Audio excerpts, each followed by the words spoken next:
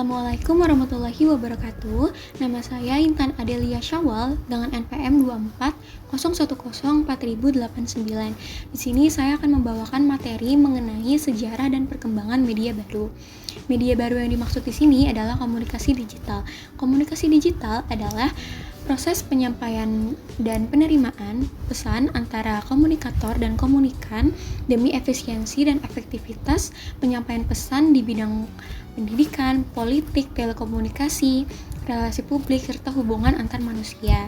Dan di sini juga saya akan menjelaskan dan memaparkan 6 sejarah media masa. Yang pertama itu ada buku.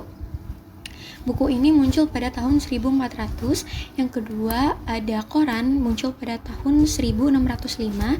Yang ketiga ada film. Di sini film terbagi menjadi dua. Yang pertama itu film bisu pada tahun 1888. Dan yang kedua ada film yang sudah mulai ada suaranya pada tahun 1920. Dan juga yang keempat ada radio, itu pada tahun 1920. Dan juga yang terakhir itu televisi, mulai muncul pada tahun 1926. Di sini juga saya akan menjelaskan sejarah mengenai internet mulai muncul ke publik. Pada tahun 1958 itu Defense Advanced Research Project Agency atau DARPA itu mulai meriset sistem pertahanan, khususnya menyadap teknologi satelit milik Uni Soviet. Dan pada tahun 1969 itu mereka mulai mengkoneksi 4 komputer di Universitas Amerika Serikat.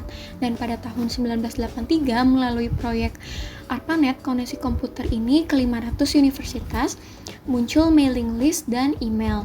Dan yang terakhir pada tahun 1990 ini mulai melalui National Science Foundation, internet pertama kali dibuka ke publik melalui American Online atau yang biasanya disebut dengan AOL, lalu Yahoo, Amazon, serta eBay. Menurut Meynell and Sachs, komunikasi digital ini melibatkan dua ilmu, yaitu ilmu komunikasi dan ilmu komputer. Apa sih itu media baru? Media baru itu mulai muncul di pertengahan tahun 1990. Dan ini itu menggantikan posisi multimedia pada bidang bisnis. Sekian dari saya, terima kasih. Wassalamualaikum warahmatullahi wabarakatuh.